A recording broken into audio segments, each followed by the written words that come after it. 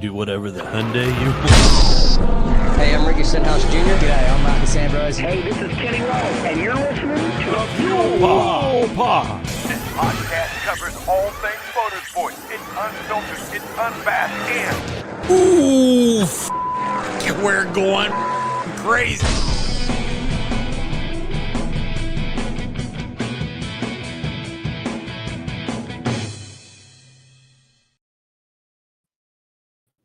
Farmer. What's up, man? Holy shit. Welcome to the show, buddy. Uh-oh, I think Hello. Oh, there he is. Yeah, as I always- figured out the mute there pretty quick. Yeah, as always, dude. it's What's up, a pleasure Mikey? and perfect episode for you to show up on here on episode 72. I love Papaya. We're going to be talking some serious high-level background on McLaren, and I know you're one of the guys on that. We're also going to be talking like some tech stuff, and I'm glad you're in the house because we got the new Mikey introduced listener mailbag, which we'll get to at the end of the show. Oh, So, sweet. Good deal. yeah, so that's going to be kind of cool. He had I'm not going to ruin it. I'll let him tell the story when we get to it. But as everybody knows, we've kind of changed the outline of the show. Instead of just being a straight up race reporting, we're going to kind of talk about stuff surrounding the race for whatever Grand Prix or NASCAR race that we're going to talk about, or IndyCar or whatever. Cool. And then we're kind of doing a high level discussion on McLaren and their resurgence in 2023. And I think we'd be remiss if we didn't, especially since I predicted them to finish ninth. So I've never been happier to be wrong in my life. So I've said it a million times. There's a few constructors that Formula One needs to be successful, and McLaren is one of those, along with Ferrari Yes. and Mercedes, I think. Couldn't agree more, need Jay. them. Yeah, thank you. And they need those guys to be successful. So without further ado, we're going to talk to about a race that's coming up this weekend that F1 Farmer and his pops has been to. We went 2 years ago. Okay. Tell us about the experience, man. We rarely get to talk about somebody that's been to one. So talk about it, good and bad. So, because I know there's some downside. Oh, there's plenty of bad. Yeah. There's really two things to talk about. The first thing is the track, the facility, the place. That's COTA, Circuit of the Americas in Austin. The second half to that is the race itself, the event that Formula One is. Both are very well put together in terms of how they schedule things, how precise they are when things start, stop. What you get what you expect in terms of all, because there's a ton of stuff going on throughout a day, all kinds of concerts and everything else. We saw Shaq on stage. That was cool. But the facility, once you're there, is amazing. Getting into it and out of it, complete and utter nightmare. The show, what Formula One is as an observer, as a fan sitting in the stands, at least where we were in turn 12, about the 100-meter board, we wanted to hit the braking zone right in front of us, and we were pretty close. Turns out to be not a good place. You would think as a racing fan that's where you want to be, in the biggest passing zone and all that. Well, yeah, turn 12 is a high overtake area with late It's break. the biggest. It's the longest straight on the track. Yeah. The end of it, right? So that was our mentality going into it, and we realized about halfway through our visit that we should have just got straightaway tickets, front straight tickets, regardless of where they were, what they were, or even because our reserve seat tickets allowed us to have general admission as well. We could have gone over, and we chose not to. And in hindsight, we should have. F1 is about, in person, it's about seeing pit stops, seeing a driver. It's that emotional connection to, holy shit, that's Fernando Alonso. Well, it's just you're seeing him with your own eyes, and you don't see that when you're in turn 12. No. I got to tell you, though, as a Ferrari fan, though, man, I would obviously want to be on the front stretch because and I'd need you guys flanking me because when they pulled into the pits and fuck it up, I'd want to be able Sure. to grab your all's shoulders and go, Hey, Yeah, so we don't, tires. well, Hey, it'll keep you from jumping Four off tires. it'll keep you from jumping off of the grandstand, It'll Right. keep you from going Harry Carey. But no, really, honestly, we went as race fans, which was the Right. wrong thing to do. We should have gone as fans. Yeah. Somebody who's in, the things that we talk about when we're at home and we have this great TV coverage of the race. We're like, stop showing the celebrities, stop showing this, stop showing that. In person, I think if we had sat in a seat that was more available to that by our own choice, Yeah. we would have had a better experience because it would have been, holy shit, look, the only driver I got to see out of a car, his entire full body, was Alonso. And it's because he went off in 12 and hopped on the little scooter right below us on the backside of the grandstands. Isn't that the race where he got hit by his own teammate and went airborne there on the coming down towards start finish? Well, his soon-to-be teammate. He was at that's Alpine. right. That's right. But it was Lance, yes. Mm-hmm. Yeah. Yeah, and we saw that with our own eyes. That was coming towards turn 12, right under the pedestrian bridge. Yeah, Chuck and I saw that live. It was that looked like a bit of a shit show. Whoa moment. Yeah. Yeah. Just so anyway, COTA's this weekend. I know we're trying to work on a little watch party together.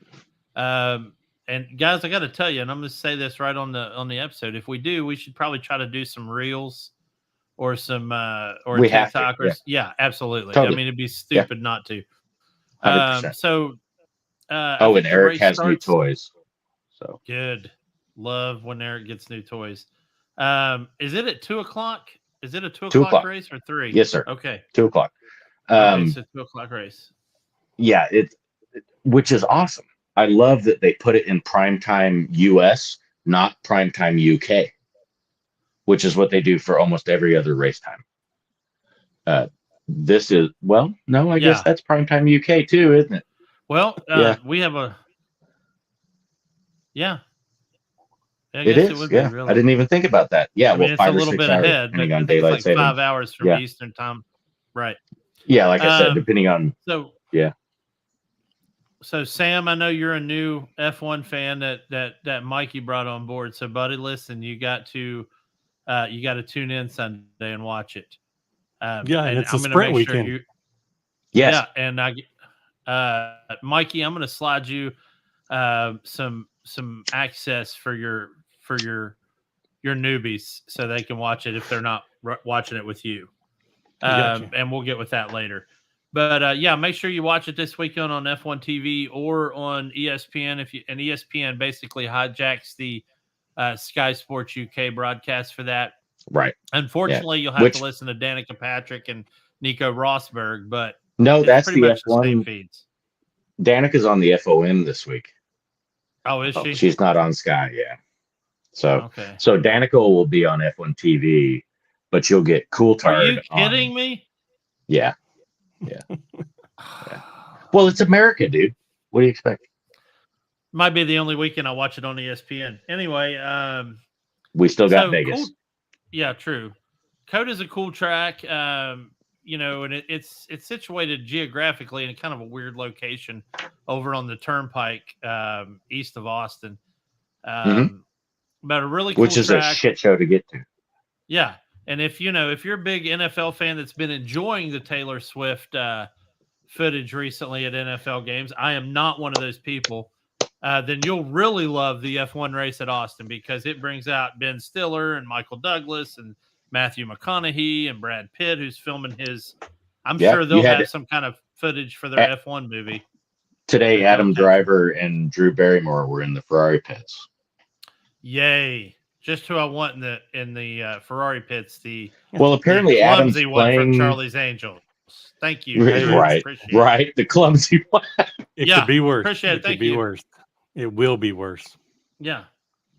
She probably tripped and knocked off one of the end stabilizers, and now I'm totally going to be screwed for this race, but whatever. Thanks, Drew. Apparently Adam Driver is playing Enzo Ferrari in a new movie. Yes. So, and you kind of... I know nothing about this other than Kim's thing. I was saving this for the Fuel Pod News section of the show, but yes, he is going to be playing Enzo Ferrari, so pretty stoked about that. And it's an all-star cast, of course. Adam Driver has the ability to drag in massive amounts of talent now. Christmas Day. Yeah. Is that the release day? Yeah. Cool. So very looking forward to going to see. I don't know if you guys saw the Lambo movie with Frank Grillo. No. Oh man, but I know the movie. But yeah.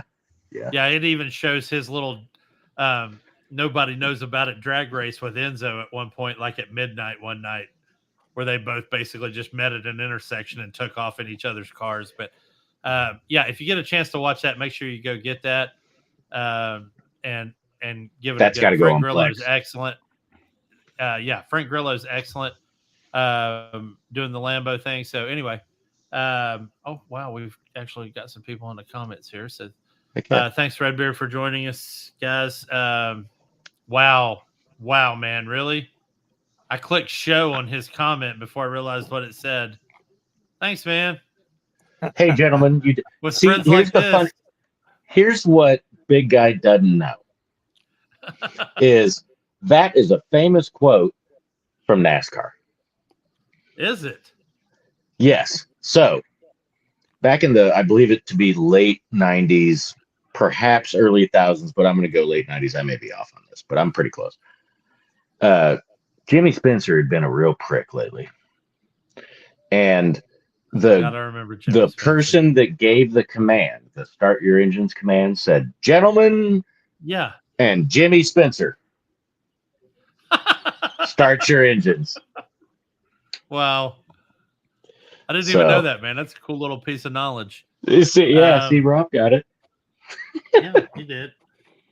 Yeah, Chuck and I still talk about that, as well as many Michael Waltrip interesting interviews. So, speaking of NASCAR, nice segue. Appreciate it. So, anyway, real quick, just to close out Formula One. I know this is technically a Formula One broadcast, and this is about the most minimal F1 coverage we're ever going to do because there's really not much to do until the race. And oddly enough, not a lot of drama this week. And then everything else I want to talk about that's Formula One is in our news section. So we'll get to that shortly. But NASCAR was at Las Vegas. Got the early preview there, but of course they're on an actual track. It's not a road street course. Sorry. And obviously we're at the playoffs. We're in the round of eights going on right now. Not much really to say. It was a kind of an uneventful. If you're one of the people that watches, and shame on you, if you're one of the people that watches NASCAR just for the wrecks, you probably did not enjoy yourself this past Sunday. There was some cool stuff. Kyle Larson won it. Bowman was up there as usual. Chris Bell was on pole as always. The coolest thing that even happened was the announcers when Kyle Busch was coming up behind a couple of drivers, and they're like, I wonder who he's going to push. He ended up not pushing anybody and just went through the middle and tried to split them, which was a disaster. There was no wreck there, but it was a disaster. He couldn't catch a draft. But Larson won. That's his second win during the playoffs. Pretty sure Bubba Wallace is going to be out, and Harvick and those guys. Truex did okay, but this week we are moving into Homestead at Miami, which is weird because Homestead, by the way, I lived in Miami for a few years. Homestead is not short track. It's not in Miami. This is what kills me the most. No, it's not. So it's right. Homestead, if you don't know, is right before Florida City, which is the last city in Florida before you hit the Keys Bridge. It's technically, and this is not a put down. This is just the way it is. When you leave Miami, Homestead is the redneck part of South Florida. Because if you know anything about South Florida versus the whole entire rest of Florida, South Florida is a separate country. It is an absolute separate country. The tossed salad of diversity down there is kind of ridiculous. And I realized that literally 5 minutes after I arrived in North Miami Beach to live there. Didn't take long, did it? Yeah, I walked in the subway and no one knew what I was talking about, so that's fine. Yep. And I we don't understand you. I'm a French and Latin guy, so I walk into Subway, and I'm like, yeah, I'll take a number 2 foot long, and then they were like, no, and I was like, numero unis grande. So anyway, that was the best I could come up with. But so it's in Homestead this weekend. Oval track should be an interesting track. They've the one cool thing about Homestead is over the years they have increased the banking there. That used to be a flat one like Phoenix. Of course, Phoenix is not flat anymore. It's got some decent banking. So should be an interesting race this weekend. IMSA ran Petit Le Mans. I didn't really get any results on it, guys. I'm sorry. It was a very, very busy week. But I didn't see maybe it we either. can come to the yeah. I was gonna say maybe I can, if we put something together this Sunday while we're watching COTA. Yeah, you can do some highlights or something. Yeah, absolutely. So that brings us to our big discussion this evening, which is McLaren. And folks, if you're listening to this show, or you have somebody that is bringing you on to watch this show, and you're coming from either no racing background or you're coming from straight NASCAR, and somebody's telling you, hey, you need to watch Drive to Survive, and you're going to get on there and you're going to see about a constructor named McLaren. And they are one of the most unique constructors on the grid as far as I'm concerned, because they're not a pure constructor. They'll use they're basically like a third-party mod company in a lot of ways, and Farmer might disagree with me on this one, but no, they are in at times in their life, including currently, they have been a non-works team. Absolutely, and they've used pretty much every single effing power unit that is available during their F1 career, and been successful with every single effing power unit that's available. Thank you for including the effing. Yeah, I'm trying to get that word in Webster's Collegiate, but anyway. So first entry, and we're specifically talking, and you guys can talk about non-Formula One McLaren, but right now I'm going to mention some just Formula One stuff. So first entry was 1966 at the Monaco Grand Prix. So basically at this point, Formula One had been around for about 16 years. Ferrari's the only constructor that has attended every single Grand Prix since 1950. That's correct. So 1966, McLaren enters the fray. I want to say they were Ford or whatever for their power unit that first year, but they ended up hitting every single. Like I said, they hit every single power unit on the grid. But let's be clear, they had 8 constructors championships over the course of McLaren's F1 history. They've had 12 drivers championships. They've had 183 wins and 501 podiums. They're the third most successful team in F1. Correct. And if you're not a Formula One fan, I can't even tell you 183 wins. Forget the 501 podiums. Massive. The 183 wins is disgusting. I think Ferrari and Williams are the only ones that even come close to that, probably. Well, Mercedes now. Yeah, Mercedes now, absolutely. But if you went pre-hybrid, you'd be right. Yep. Absolutely. They've had so many famous drivers, and I'm going to miss a bunch, and mainly because a lot of people won't know if I name some of the crazy ones from the 60s and 70s, but let's just hit the high points. Niki Lauda, Ayrton Senna. Alain Prost. Yep. Mika Alonso. Hakkinen. Oh, I forgot Hakkinen, man. I put Alonso, Hamilton, won 2 world championships. Yeah, you're absolutely right.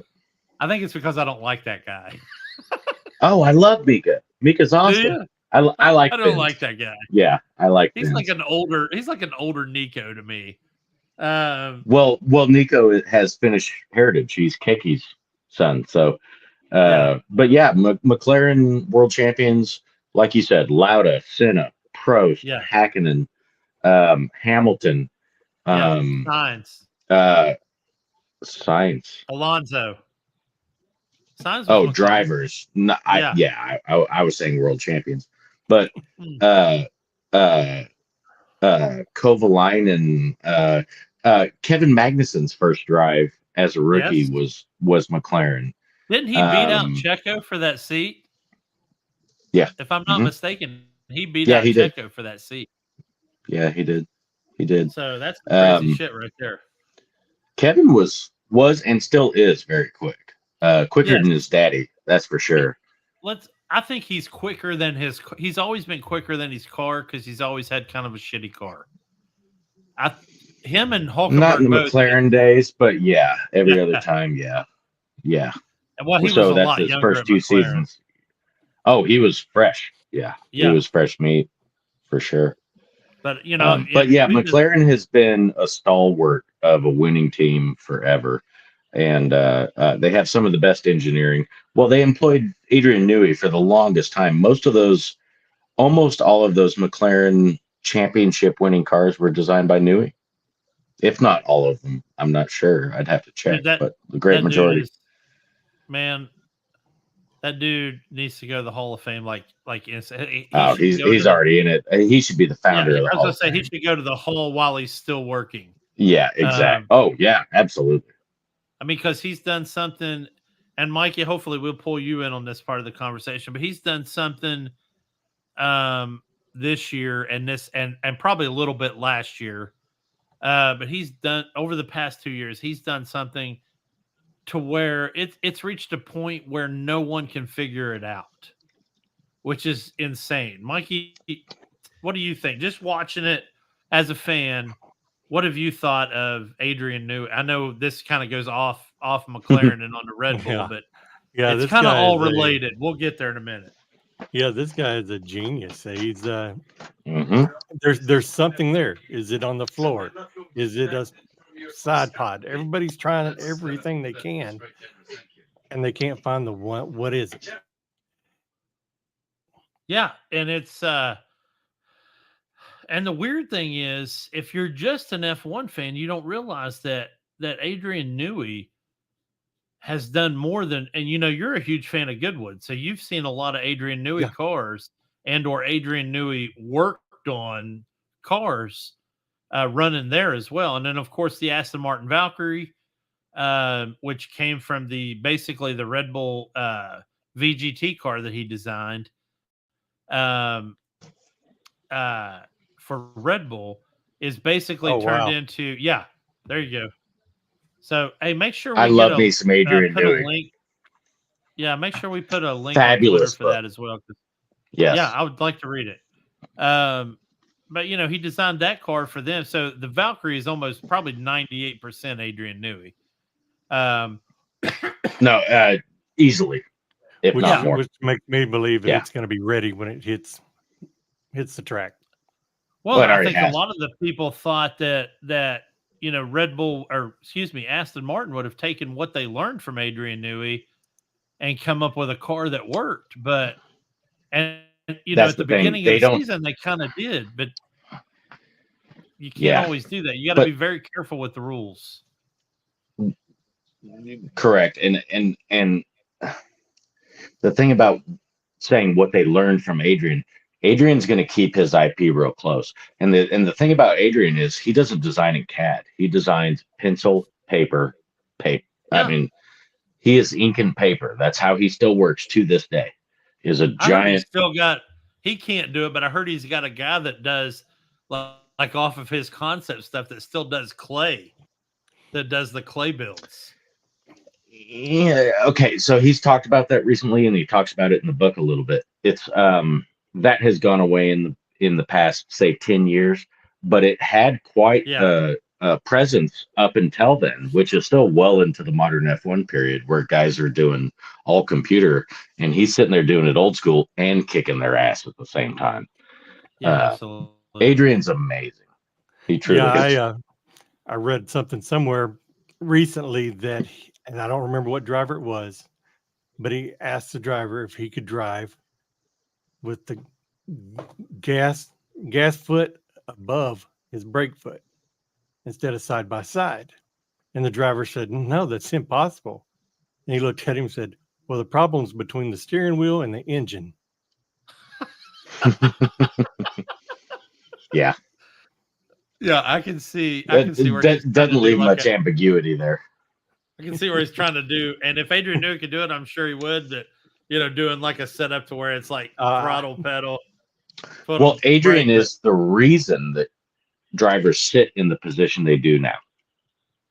Because so your early Senna, Prost, McLaren cars that won world championships had relatively flat legs, right? So your butt and your heels were at about the same height. Right. Today, if I'm looking straight down into this camera and I'm a driver sitting in a car, my heels are about here. My toes are about here. You know? So you're the visibility now, you're sitting so low, your center of gravity is so low. That all comes from the Leighton House cars that Adrian first designed in the early 90s before McLaren picked them up. You can go back and see now in the auction records, those Leighton House cars are selling for quadruple what any other unnamed non-Ferrari basically car from that era sells for. Adrian is driving Formula One car markets. It's amazing. So I want to talk about something, and I've got to start kind of way out on the fringe in order to bring it into the middle so that, Eric, I really want you to hit on this. But Daniel Ricciardo, driving for Red Bull.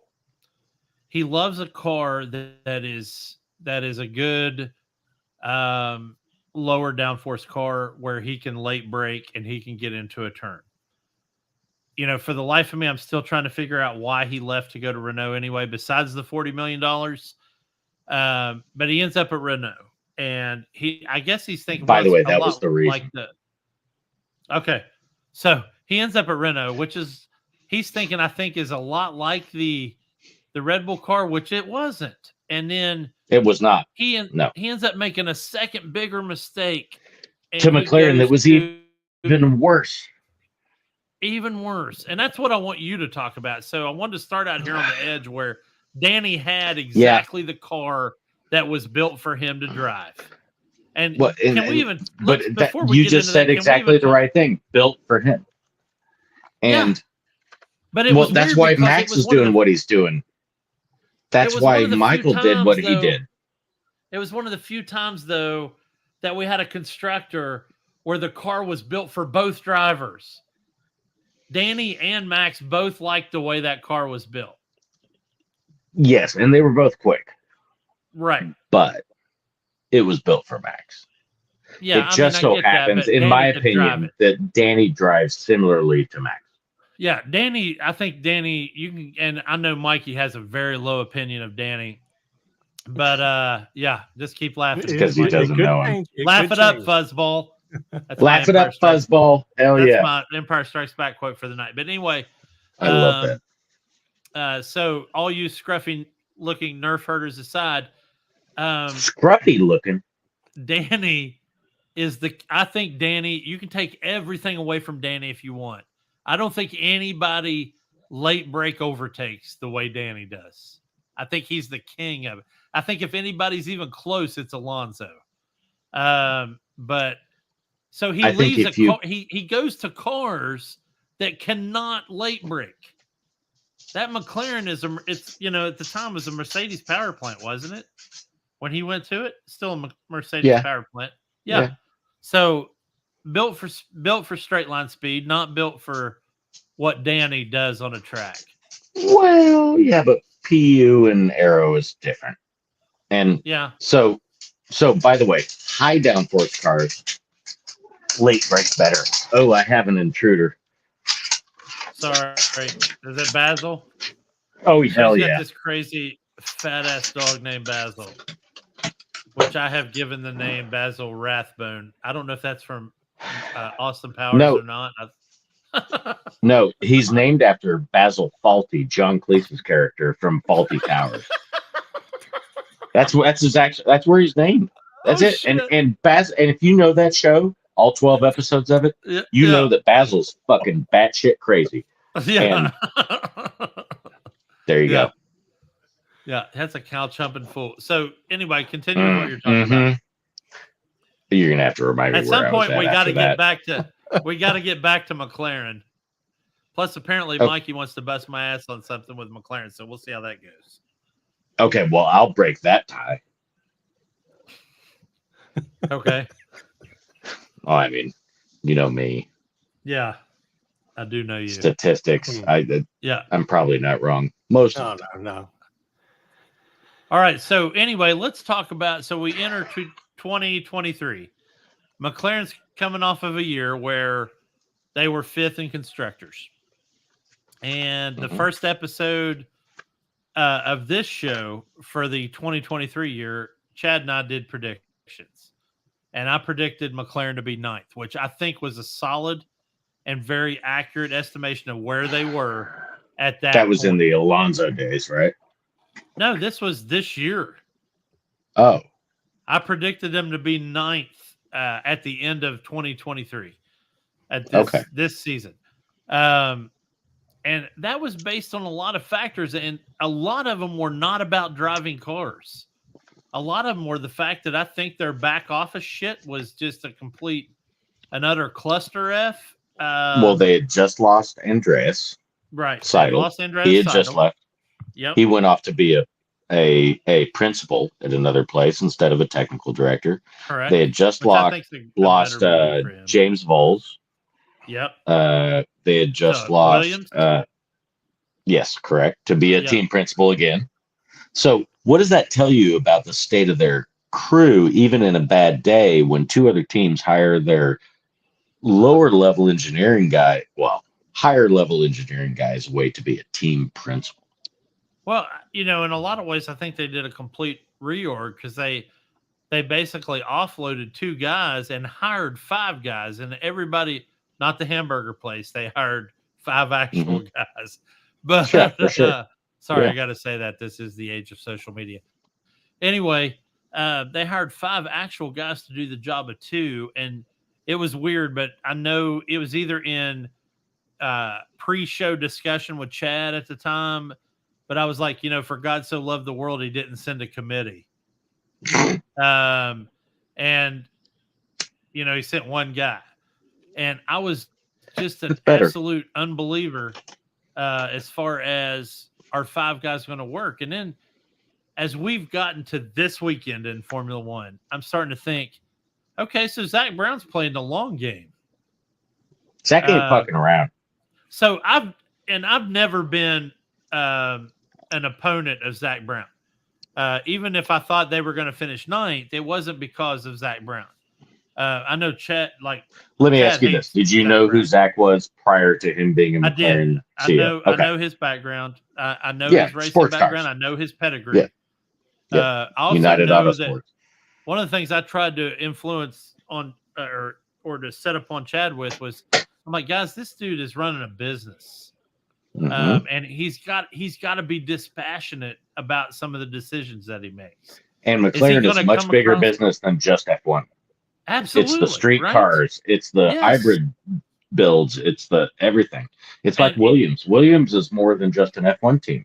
People don't realize that. And Mikey, this is where you can chime in because McLaren has a huge presence on the GT and WEC scene, right? So running that 650 and that 720 still, and doing very, very, very well. I mean, they're not. Unfortunately, Rafael Marciello is an excellent. Are they still running 650s and 720s? Yeah, absolutely. For really GT4s and GT3s, yes.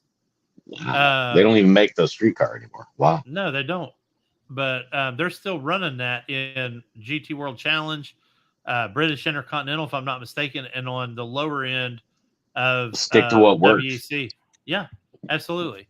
Yeah, and I think that's one of their strengths. But Mike, I don't know how much you follow them on WEC, but yeah, they got a legit team.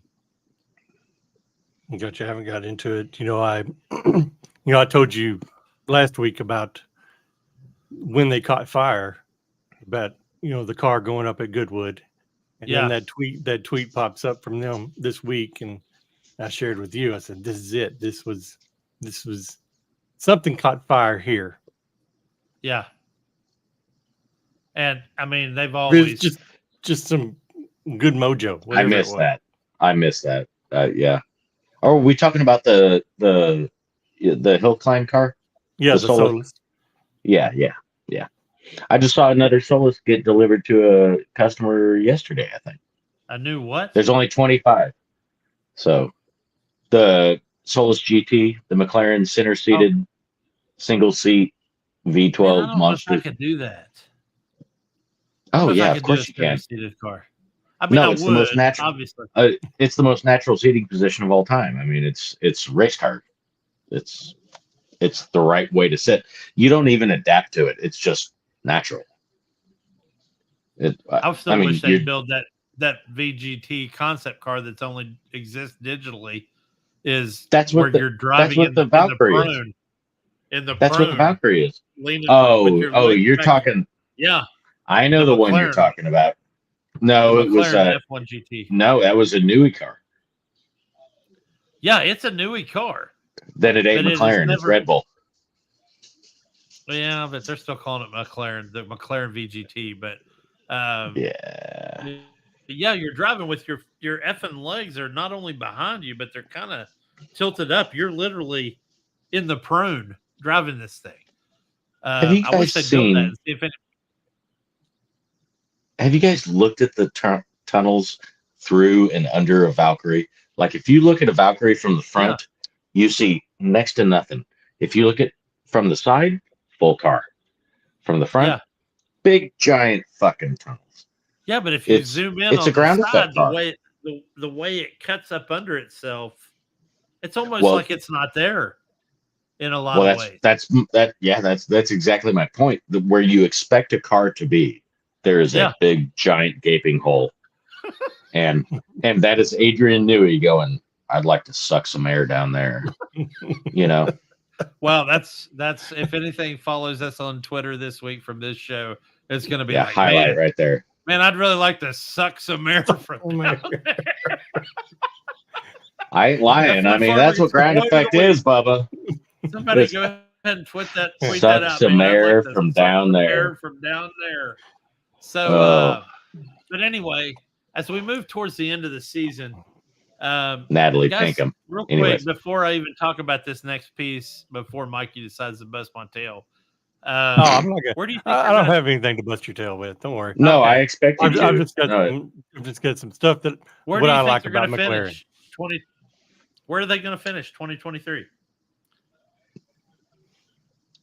Who? McLaren constructor.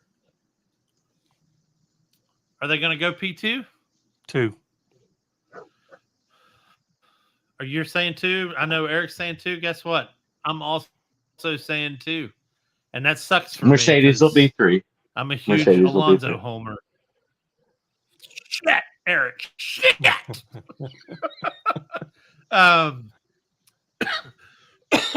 Yeah, I don't want them. Goodness. I don't want them to finish. I don't want them to finish 3. I wish Aston would go up there. That's kind of driving me nuts. Well, I do. Honestly, I do. But that relies on one thing and one thing only, and that's Lance. Lance Stroll. That's it. Lance, because Fernando's doing his part, man. He's doing his part. All bad luck. Yeah, it's awful. His daddy is selling the fucking team because his boy ain't getting shit done. That's the bottom. And he can't fire him. And he could have solved this real simple by just putting somebody in between himself and Lance. Yeah, but who do you put there? That's the problem. That you've already got. Okay, so the only 2 people I see that could possibly be that are Helmut Marko and Franz Tost. And both those guys are, Franz isn't now. But at the same time, Lawrence went in, instead of just buying the F1 team, bought the fucking car brand. So now he's tied to a business. Not an F1. He already has done great for it. Yeah. I look at he's post 177, but the Valkyrie alone, that was followed through and brought to the world because Lawrence is in charge. I don't think that ever would have come to fruition if Ford was still there. I just don't see it. Yeah, I don't either. I don't think so either. But it And just breaks that's my a heart, that's man. a quantum leap streetcar. That's a new McLaren Well, F1. everybody thinks about that, but they also don't think about Aston Martin's basically entry level CUV, compact utility vehicle, for the British family that wants a better ride than your standard Chevy Traverse or whatever. I think it's Mhm. the CX-5 or whatever, but Yeah. Mhm. it's a very small entry level Aston Martin. It's probably got all the bells and whistles interior wise, but it's an Aston Martin. Oh, So yeah. I think he's done a good job of getting that out there. It's unfortunate, and here's the thing: as a dad, man, I get it. And, I still remember that episode of DTS where Lance Stroll was on the podium, Yeah. and you saw his dad, and that was a genuine reaction. It was. Where he was like, "I'm so proud of this kid," and It's hard for it not to be genuine. I mean, that's such a high level. He's fought for so long. And even as bad as he is, he's still better than 300 other racers below him right now. Well, you have to understand that as much shit as we talk on Lance Stroll, he won every fucking championship on the way up. The man has talent. Yeah, here's what he doesn't have: temperament. Yeah, he has no temperament. Driving talent and temperament are two completely different fucking things. And when it comes to flexing your muscle at the highest level in the world, which is Formula One, if you don't have the ability to control your head, nothing else matters. That's true. And that's where he's lacking. You can be the fastest guy on the planet, but if you're a hothead, you're fucked. And I hate to say it, something that I defended him on for many years is now becoming true and making me look stupid, because I said he actually has talent. He's not a spoiled rich kid. And here we are. Yeah. And he doesn't realize the fact that his father has purchased and created a works F1 team, and he wants to shove PTs in the pits and be a general fuckwad. And I just think there's no place for that in Formula One, especially given the situation that young man is in. Yeah, man, I gotta tell you, it's unnecessary. I gotta tell you, and I'm obviously as fast as he or as talented as he may be. Yeah, I'm just saying, I'm not Lawrence Stroll, and I don't have a bazillion dollars.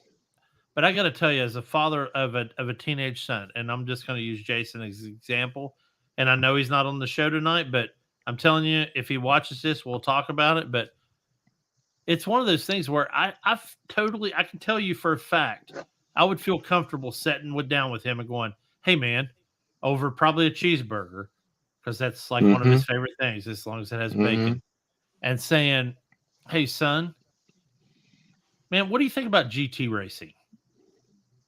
And he's going to go, "Why?" He would say, "Why?" And I'm like, "Listen, man, F1's not for everybody."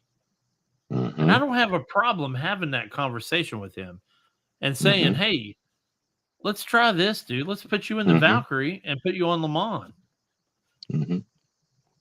So when Chuck and I were wrenching in Pro Kart Challenge in Southern California, and we would go to large competitions, and half of the field in the premier class had or currently drove an F1.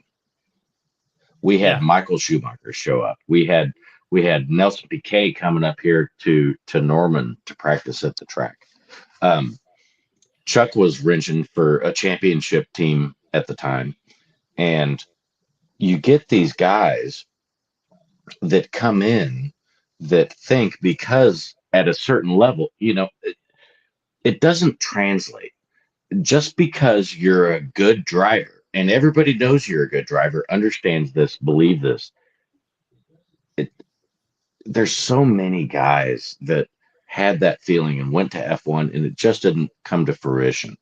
Yeah. And I hate to say it, he's just one of those guys. Like you said, it's just not for everybody, you know? And we would walk around the pitch with these guys, and they act like everybody else. And that's what you got to remember is these are real people. Yeah. you know, with real hangups and real issues and real egos and Sensitive egos. oh boy, you think egos are bad in F1? Try karting. It's a Yeah. fist fight every race, you know.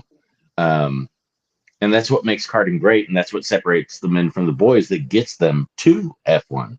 But there's not a guy up there right now, Danny Rick, uh, uh, uh, Fernando, Lando, Gasly, Leclerc. Leclerc. No, Yeah. I'm talking about world karting champions. Every single one of these guys has been a world karting champion, and I don't think Gasly was. I think actually Ocon was though.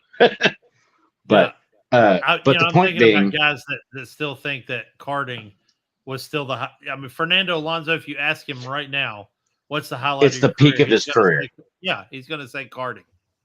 In He terms loves of karting. enjoyment and racing is Yes. a true low level thing. And that's one thing that Americans don't get. And if there's anything I can speak to our American audience is that if you want to know who the next big American driver is, go to the biggest karting event you can near you, whether that be the Super Nats with Yeah. SCUSA in Las Vegas, or that be the Dallas Karting Complex, or Newcastle up in the New England area.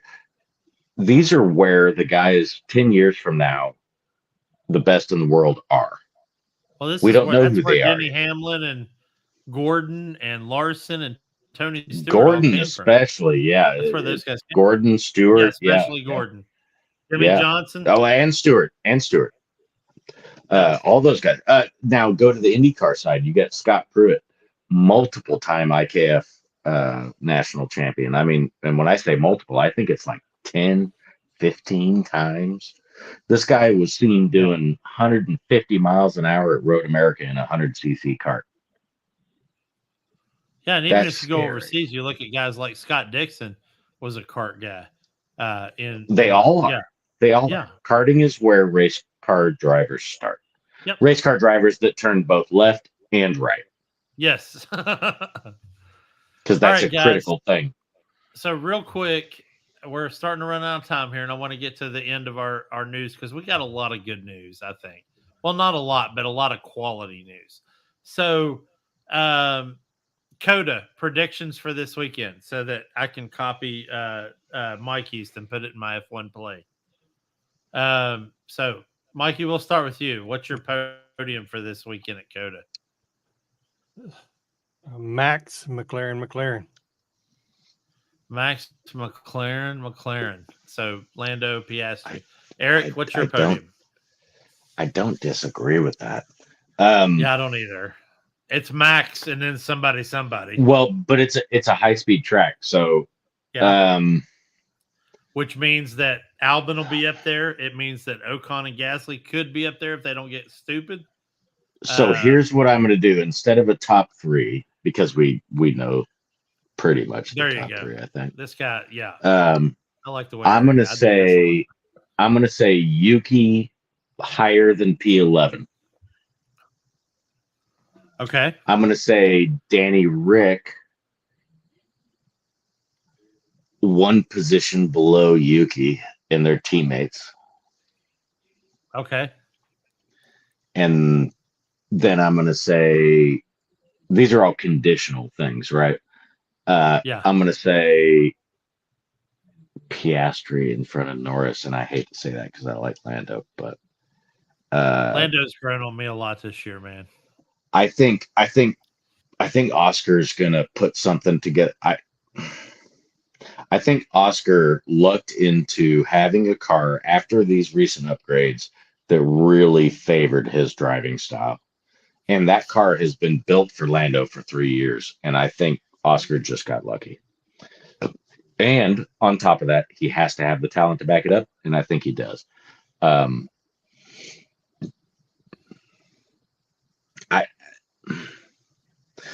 going to say Piastri P2. Okay. Yuki P9, Ricardo P10. Okay, so My predictions, I'm kind of going to go the Eric route here, but mine's a little bit different. So my podium is going to be Max, Lando, Carlos Sainz. Yeah. Assuming Ferrari gets the car out of the garage and it's allowed to start. I would say Piastri, then Carlos, but yeah. Mm-hmm. And then I'm going to predict that Logan Sargent, and I know this is totally not good. I would so love this to happen. I'm going to predict Logan Sargent to finish ahead of his teammate Alex Albon. And does that mean they both Mikey's go out? writing this down. Mikey, I can literally see I'm going to predict. Okay, for those of you that don't know Daniel Ricciardo, his favorite race is this one. He loves Texas, and I think he owns a giant 2,000-acre ranch in Austin. Well, and I think a lot of it has to do if you've ever seen Perth, Australia, where Danny's from. It looks a lot Austin. like Texas. Yeah. It's Austin. So and I think Danny and I guarantee you that over half of the F1 drivers currently, as we speak, are at Danny's place partying. Yeah, absolutely. So I'm going to predict Danny Ricciardo P7 or better. And I'm also going to predict Hamilton and Russell having another tiff this weekend. But is it Russell's fault this time? Or? Well, this time it was Hamilton, so we'll see how that goes. But I'm going to predict them to have at first some it will be, kind regardless of some kind of other tiff. So that's my bet. And Mikey, with that, I'm turning it over to you so you can announce the whatever you're wanting to talk about with the mailbag and whatnot, because I'm totally on board. I like it. What do you want to do? Okay, so we're going to go some McLaren talk, and this is leading up to a declaration I want to make. Okay. You know, last week I mentioned, you know, how the text when my daughter first started watching F1. I said, "Oh no, I've got a McLaren fan." All right. Thinking about it, and man, that tweet that came out of the Solus. I'm gonna get there. Of the Solus. All the stars were aligning this week, and we didn't plan to even talk McLaren. I already had this, but this is more of a fandom look at it. All right. So I've got non-race related reasons to like McLaren. All right. So the car just looks badass. Yes, delivery's great. I mean, they're one of the top ones. You know, they're not a Haas. Looks like Payless shoes or something. They look sharp. All right. The color itself, papaya. That's just a fun word to say. Say it, farmer. Say it, farmer. Papaya. Oh, yeah. Say it. Here. Papaya. Papaya. All right. So I agree with you. Yeah. So, and this may be an untapped market, but look at their drivers.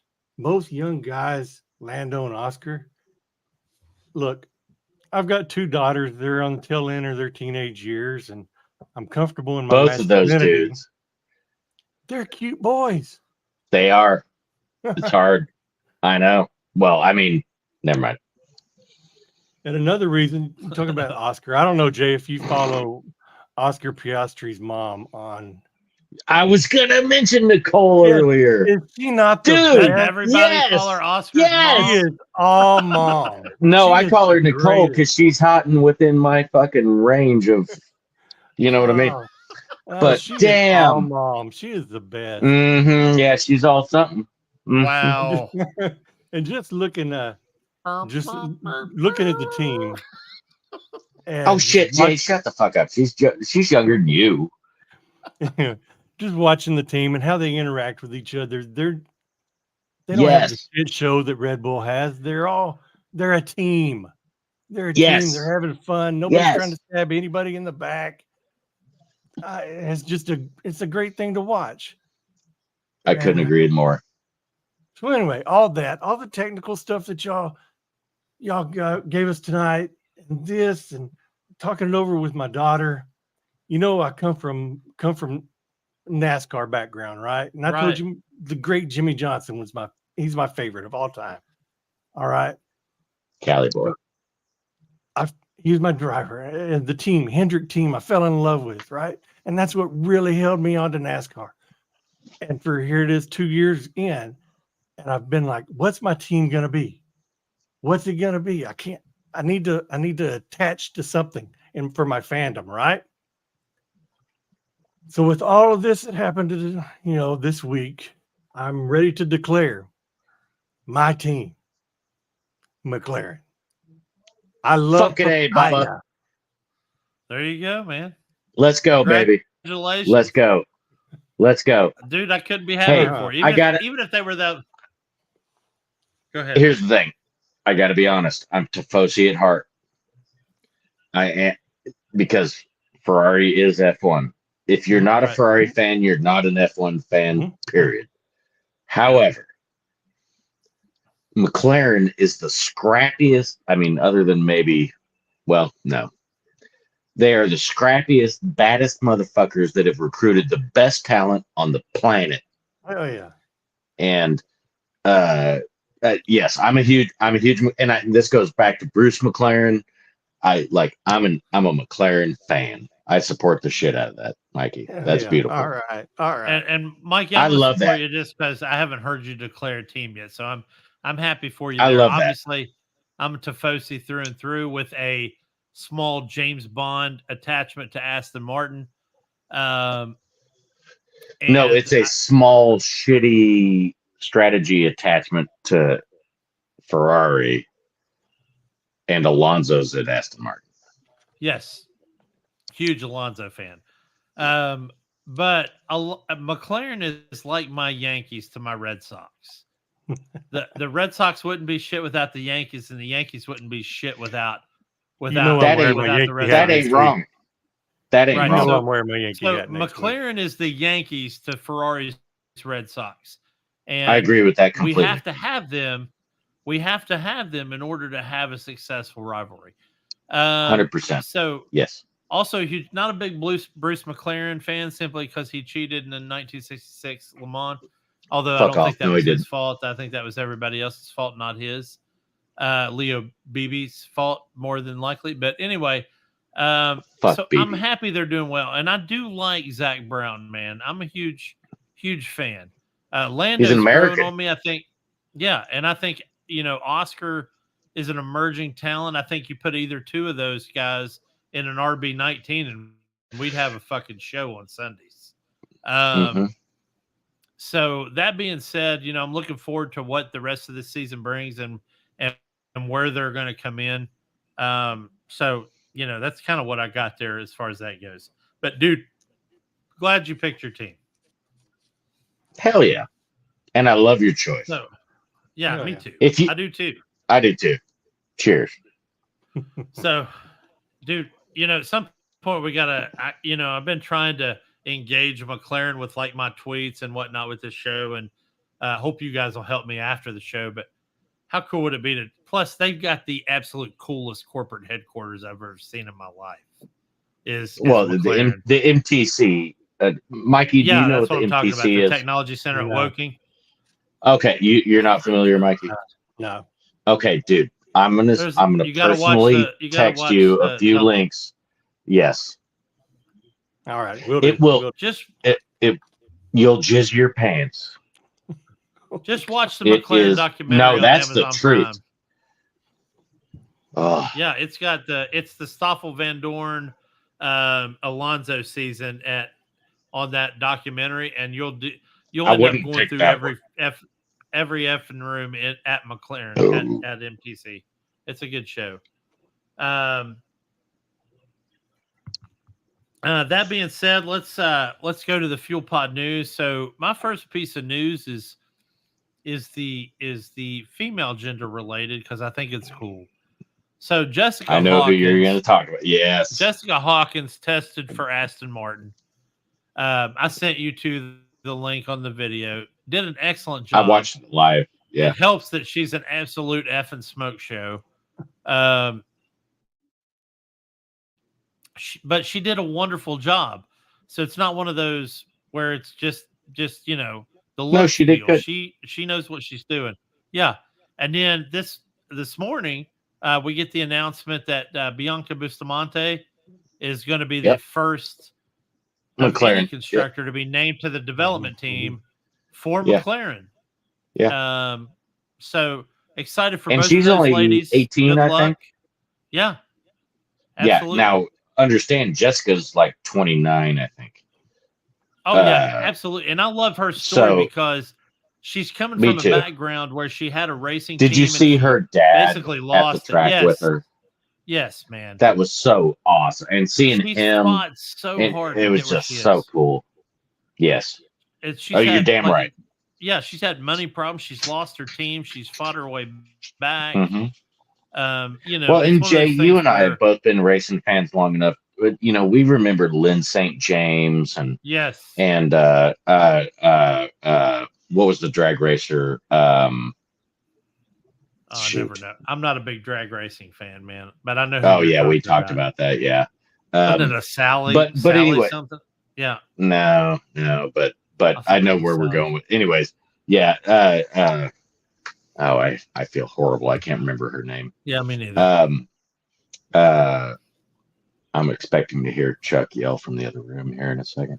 Yeah, but that's a very good point too. We don't remember. But you know what I mean? There are It's and so even few and right far now between. in NHRA, you have Brittany Force, you have all these women that are out, and these women are out there doing 333 miles an hour in the quarter mile. Well, dude, listen, Mikey and I watched Shirley Muldowney. He came in here and told me. Nice, but Mikey and I are big WEC fans, dude, and GT fans. And Me you too. Got the Iron Dames, and the Iron Dames are wonderful, man. I wish they did a little better than they normally do. To be fair, but and to be honest, I think a bit of that is driving talent, but it's not because they're female, right? It's because of who they chose, And there are. I grew up in karting. There were. So I'm going to tell you all a story right now. So when I was a young man in karting, aside from remembering pouring beer, cheap light beer into empty Dr. Pepper cans in the pits because you were not allowed to drink in the pits until the races ended. Aside from that memory, I remember one thing. Lisa was fast. And Lisa was this hot little 24-year-old. And my God, and I'm not kidding. There's YouTube proof. I'll send you all the video. Lisa was fucking fast, and she drove with her ass, meaning she would throw her body weight in the seat to displace the cart. And this bitch would just tear it up. I mean, Lisa was nasty. And anybody that's watched, and by the great Scott, if anybody watching knows who Lisa was, at Adams Kart Track in the late 80s, she was fucking killing it. It is not about gender. It's about talent when it comes to that kind of car. And my God. So the moral of the story is I grew up as a young kid admiring a female driver. Yeah, absolutely. At my local track as a young child. In the same class as my dad was competing in, he's like, she's kicking her ass, and she was. Yeah. I can't wait until the day where we have our first Grand Prix winner that is female, and it will come. It will come. Yeah. That's it will, man. And I, just watching Bianca and Jessica run some laps, man. I got to tell you, it's not going to be. What was that for? Shit. Holy shit! Boys. He didn't Calm hear it, down. Mike. He didn't hear it. That's okay. That's good. That's a good thing. See, you coming over tomorrow? Watching them both, watching them both come into their own and do some hot laps and see their see the times they're turning in, definitely comparable. And it's not like we didn't know they were. It was just a matter of how many how many women they had that wanted to drive, and B, getting the opportunity to get out there. Sure. So Well, really, it's really the exciting to opportunity. see. That's the key word. Absolutely. Yeah. And with the Iron Dames, they got lucky. They hooked up with Iron Lynx Racing, and Iron Lynx carved out a niche for them and put them in their own spot instead of just What made kind the of difference for absorbing Iron them into their Dames? team, which I thought was cool. The origins of Iron Dames, if I correct me if I'm wrong, Jay, I believe go back to Sabine Schmidt. Yes. So, love you, Sabine. It's kind of one of those long she time passed coming away, situations. but Mikey, I don't know if you know who Sabine is, but if you don't, you need to find out. Yeah, look it up, or have your daughter look it up, because it seems like your daughter's kind of really getting interested in Yes, in kind of what's going on with that. Sabine is someone who I think 50 years from now we'll look back and admire her for her pioneering. I was going to say as a pioneer, absolutely. Yeah, absolutely.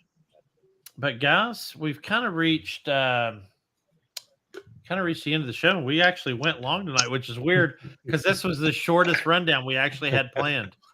But excellent discussion on McLaren and Adrian Newey as I top off here. But go get the book, How to Build a Car, Adrian Newey.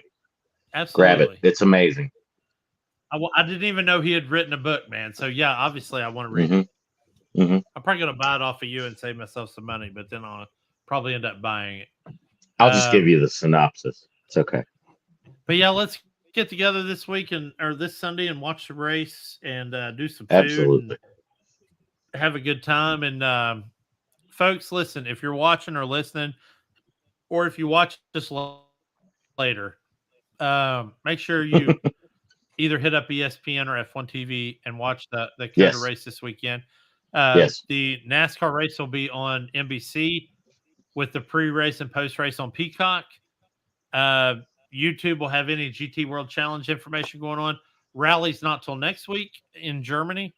So give that a go if you got the opportunity to do so, because it's a wonderful time if you like non-hard track racing. I was going to say Germany's a good rally too. I love Germany. Yeah, it absolutely is a good. My favorite is probably Estonia or Croatia, but Germany's a pretty good one. Estonia is better, for sure. Yeah, make sure you guys hit us up on Twitter. I'm at JNeil729. We got at F1 Farmer. At F1 Farmer below me and at 2Diddy4. Guys, wonderful episode tonight, man. Eric, thank you for being here. Mikey, thank you for doing your thing, because it was wonderful. I think this was really good. I kind of like the direction we're going, where it's more just discussions than just reporting sports. I don't know what that was, but anyway, thank you all very much, and have a good week. Be safe. Enjoy motorsports this weekend. We're doing all kinds of finger pointing. I don't know what it's about, but listen, have a good one. Thank you all very much for being here tonight. Papaya.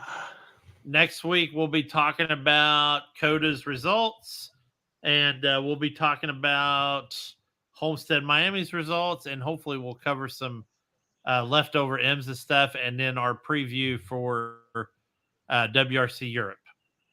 And let's not forget a bunch of random bullshit. Yeah, absolutely. Yeah, that we're big fans of the random. What are we going to talk about next week, real quick, before we get off here? What's our special topic next week?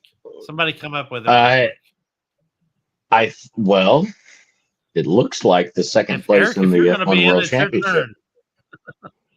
Well, I just did like points wise. It looks like it's going to be probably somebody's going to get close. Here's what this boils down to: does Checo finish the race? You're not wrong. I think a lot of it comes down to Checo finish the race. Big oof. So that's what next week's about. This is the Checo go or no go thing.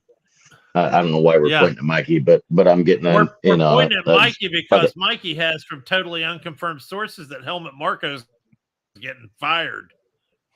and Max won't allow it, in my opinion. Yeah. But Checo would Red Bull love it. drama next week.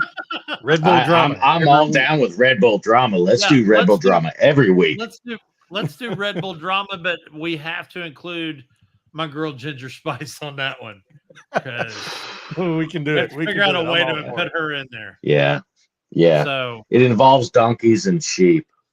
yeah, donkeys. There's What- lots of donkeys and sheep liver cans. Anyway, let's get out of here.